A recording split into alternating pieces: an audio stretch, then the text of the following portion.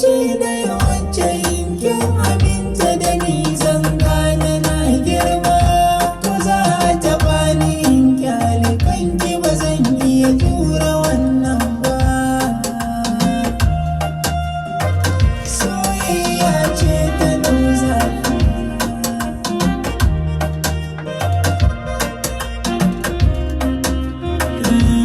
Ina nazari ba abin da yake sanya ni jin ƙarfi, sai na ganki sannan nake iya gano ka akwai kaifi. Cikin